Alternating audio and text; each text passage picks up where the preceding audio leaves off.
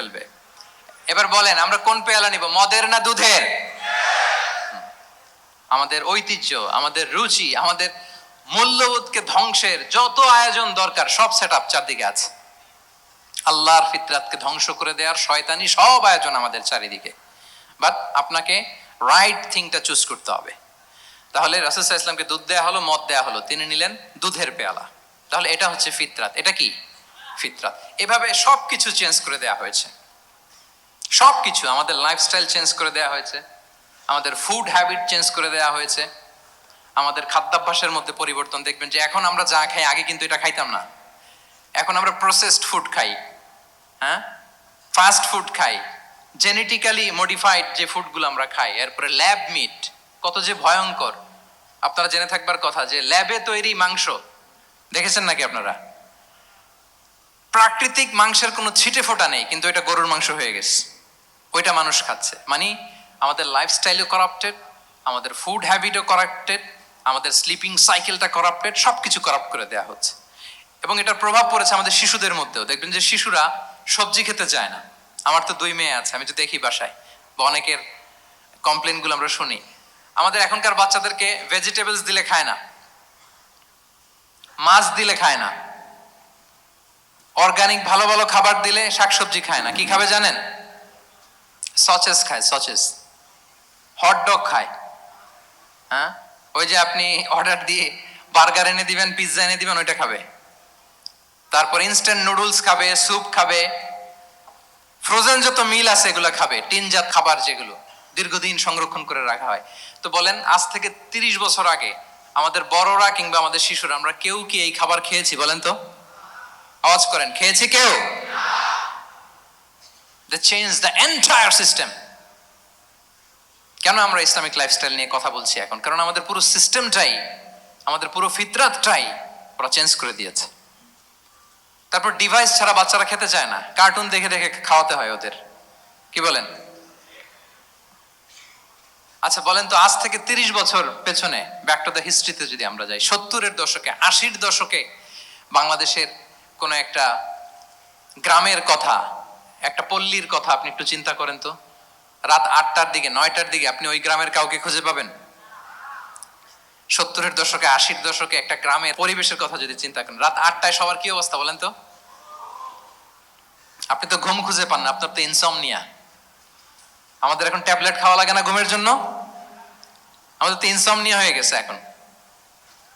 কিন্তু আজ থেকে বেশি দূরে না, 30 বছর আগের একটা গ্রামীণ পরিবেশের রাত 8টার পরিবেশ হচ্ছে সবাই ঘুম।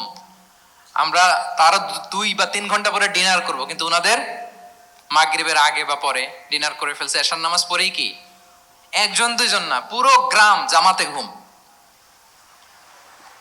পুরো গ্রাম জামাতের সাথে ঘুম।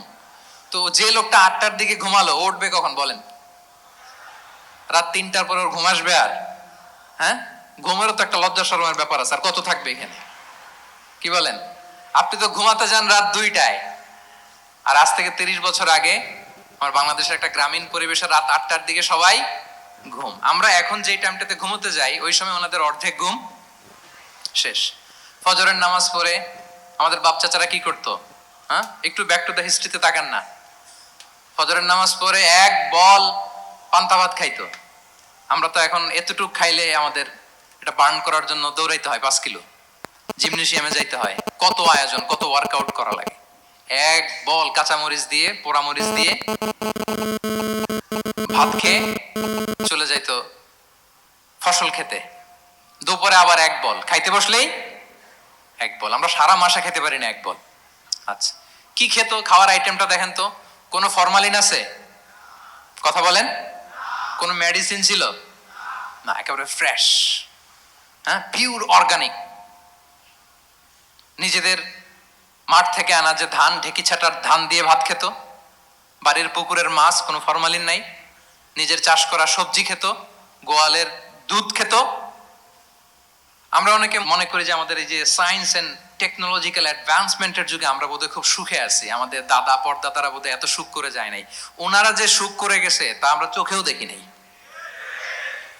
আমার দাদা পরদাদারা যে সুখে লাইফ লিড করেছে তার অর্ধেকও আমরা করতে পারি না, তারাই আসলে শান্তির, সুখের, আনন্দের সময়টা তারা কাটিয়েছে। তাহলে সম্মানিত সুধীমণ্ডলী, পুরো আমি আপনাদেরকে বোঝানোর চেষ্টা করছি যে ইসলামিক লাইফস্টাইল নিয়ে why we should talk about Islamic lifestyle, কারণ পুরো সিস্টেমটাকে তারা কলাপস করেছে, করাপ্ট করেছে। The food habit, the lifestyle, the sleeping style, সব চেঞ্জ করেছে। তো এই জন্য আল্লাহর দেয়া ফিতরাতকে যেন আমরা প্রিজার্ভ করি, আমরা সচেতন হই। এখনই যদি সচেতন না হই, ডিজাস্টার আমাদের জন্য অপেক্ষা করছে। Just wait and see. তাহলে ইসলামিক লাইফস্টাইল হচ্ছে একটা ফিতরা বেসড লাইফস্টাইল। এই ফিতরাকে আমাদেরকে প্রিজার্ভ করতে হবে। তাহলে 3টা পয়েন্ট বলে ফেলছি অলরেডি, যদি আপনাদের মনে থাকে। প্রথমে কি বলেছিলাম? হালাল, হালাল দিয়ে জীবন সাজাবো। 2 নম্বরে প্রোডাক্টিভিটির জন্য কি করব? রাতে দেরি করে ঘুমাবো। তাহলে আগে আগে ঘুমাবো, ফলে আগে আগে ঘুম থেকে জেগে কাজ শুরু করব। 3 নম্বরে ফিতরা, মানে আল্লাহর দেয়া প্রাকৃতিক যে নিয়ম, মানে আলোর সাথে সাথে আমার জীবন শুরু, আলো নাই আমিও ঘুমায় পড়বো। কি বলেন? আপনি উন্নত দেশে তো তাই হয়। জাপানে আমি কয়েকবার গিয়েছি, আগে আগে ঘুমায় পড়ে। ইভেন আমেরিকাতে আমি কয়েকবার গিয়েছি, অনেক অনেক শহরে 8টার পরে সুপার শপ বন্ধ, 8টার পরে ঘুম এরা। আমরা হাঁটছি কোন দিকে? আমরা একটু নিজেদেরকে প্রশ্ন করি। তাহলে 3 নাম্বার হচ্ছে ফিতরা বেসড যে লাইফস্টাইল, এটার দিকে আমাদেরকে ফিরে আসতে হবে। 4 নাম্বার হচ্ছে মডেস্টি, শালীনতা। One of the core values of Islamic lifestyle. এই শালীনতা আমরা হারাতে বসেছি। মডেস্টি বললে অনেকে শুধু কাপড় চোপড় নিয়ে চিন্তা করে যে ছোট কাপড় বড় কাপড়। Modesty is not about only clothing, but also your behaviour, your dealing, your overall character. শুধু আপনি মডেস্টি, শালীনতা বললে কাপড় চোপড় নিয়ে চিন্তা করবেন না। এটা আপনার মডেস্টি ইন ইউর স্পিচ, আপনার কথার মধ্যেও, শব্দ চয়নেও মডেস্টি থাকতে হবে, আপনার বিহেভিয়ারে মডেস্টি থাকতে হবে, আপনার ডিলিংসে মডেস্টি থাকতে হবে। এই শালীনতা আমরা হারাচ্ছি। তার বিপরীতে আমাদের সমাজে অশ্লীলতার প্রসার হচ্ছে, লাজুকতা হারিয়ে যাচ্ছে। লাজুকতা, লজ্জা শরম থাকা, এটা যে কত বড় নেয়ামা। যেই জাতি একবার এটা হারিয়ে ফেলে, আর কোনো কিছু দিয়ে, জোড়াতালি দিয়ে এটা তারা রিভাইভ করতে পারে না। এই যে ওয়েস্ট তো এখন যা যা আমাদেরকে শিখাইছে, যেটাকে আমরা স্ট্যান্ডার্ড মনে করি, আবার তারা ফিরতেছে। এই যে ডিভাইসের কথা বলছি না, আপনি অস্ট্রেলিয়ার খোঁজ খবর নেন, যারা খোঁজ নিয়েছেন তারা জানেন, আন্ডার 16 কোনো বাচ্চা সোশ্যাল মিডিয়া ইউজ করতে পারে না অস্ট্রেলিয়াতে। 1 মাস অ্যাপ্লাই করে, কান্ট্রি ওয়াইড অ্যাপ্লাই করে দেখায় ফেলছে। Facebook, including Facebook, WhatsApp, Twitter, TikTok, 10টা অ্যাপস যেগুলো বাচ্চাদের মধ্যে এডিকশন নিয়ে আসে, এগুলো সব বন্ধ। জানেন এই নিউজটা? জানেন? মানে ফিরতেছে, উল্টা ফিরতেছে। এই যে শালীনতার কথা আমরা বলি, এটা হারাচ্ছে। রাসূল সাল্লাল্লাহু আলাইহি ওয়াসাল্লাম বলেন, যার শালীনতা নাই, ইযা লাম তাস্তাহি ফাসনা মা শি'তা, যখন তোমার লজ্জা শরম থাকবে না, যা মনে চায় তাই করো। শিশু মুহাম্মদ চলে গেল সেই বনু সাআদে, ছোট্ট মুহাম্মদ কাঁদে না, কাঁদে না কখনো। ক্ষুধা লাগলেও কাঁদে না, ব্যথা পেলেও কাঁদে না। কিন্তু ছোট্ট মুহাম্মদের প্রাইভেটসের জায়গা থেকে কাপড়টা যখন সরে যেত, শিশু মুহাম্মদ কেঁদে দিত। সুবহানাল্লাহ, শালীনতা। ইযা লাম তাস্তাহি ফাসনা মা শি'তা। রাসূল সাল্লাল্লাহু আলাইহি ওয়াসাল্লাম বলেছেন, যদি তোমার লজ্জা শরম না থাকে, লজ্জা শরমের মাথা যদি তুমি খাও, তুমি সব করতে পারবা, তোমাকে দিয়ে সব সম্ভব।